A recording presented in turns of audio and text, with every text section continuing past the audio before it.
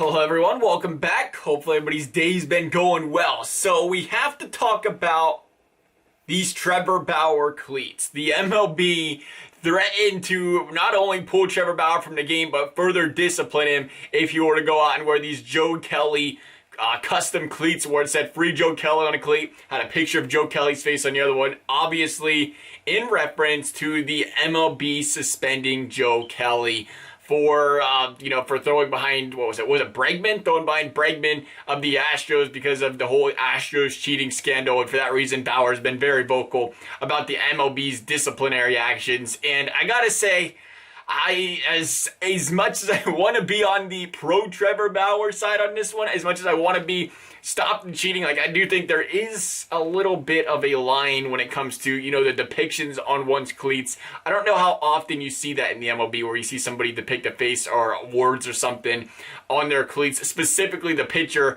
where, they're pitching to the, batter all game. They're sitting there staring at him all game. How often we were to see something like that. We'd have to look further into that, right? You have to look further into that because if MLB does allow that stuff on a general basis and I've just missed it, then we have a problem. Then we have a problem because they're essentially taking away a voice of a player because they just agree with your ruling or something. But I don't feel like that's the case. I feel like it's more of a, you look and say you shouldn't have this guy's face and words on your cleats. Even if that's the way you feel about it, you can be vocal about it. There's other ways to, I guess if you want to say, protest the issue, if that's the route you want to talk about there. But let's talk about, something, that's Bauer's decision. I do respect what Trevor Bauer is doing for this league right now, being outspoken, being vocal. We've talked about this a million times. We can completely, we've been beating the same horse for a while now about how, appreciative I am of Trevor Bauer, on the Reds, not on the Reds, of, his YouTube channel, of him being outspoken. He's bringing more interest to the game, period. You got people that watch, his behind the scenes essentially stuff on YouTube that may not be that interested in baseball, or they may be coming across his channel without baseball, that they grow an interest in it. That's how this marketing stuff works, specifically with YouTube, where people become more invested and interested and now they want to go watch and play. It brings fans into the sport. So I love what he's doing there. I do love what he's doing there, and it's it's connecting to the fans to an extent.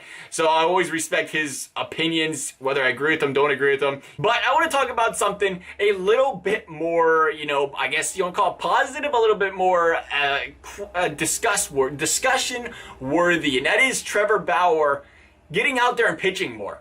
We've seen this guy just go 11 days without pitching, and they bent over to make sure everybody else in this 5-man rotation was getting there. I shouldn't say everybody else, but Sonny Gray, Castillo, getting these guys in there after 5 days. Well, they tried to, pending the rescheduling, postponements, everything else like that. That was the goal. They had him, it was originally slated where he was going to miss, 8 games or something, 8 days, and this guy's been pitching remarkable.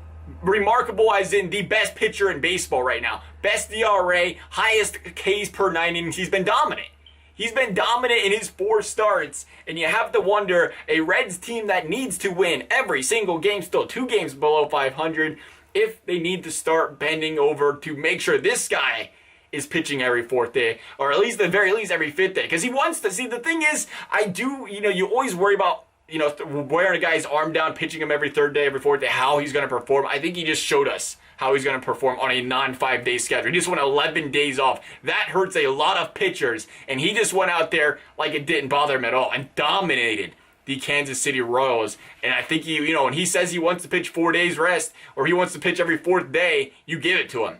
This is a guy, I know you worry about the arm, you worry about this and that, but at the end of the day, he's gone at the end of this season more than likely. Do the Reds plan on re-signing him? How worried about the longevity? He's not worried about it. He wants to pitch every 4th day. If he wants to pitch every 4th day, and he's the best pitcher on this rotation at the moment, I want to see him pitch every 4th day.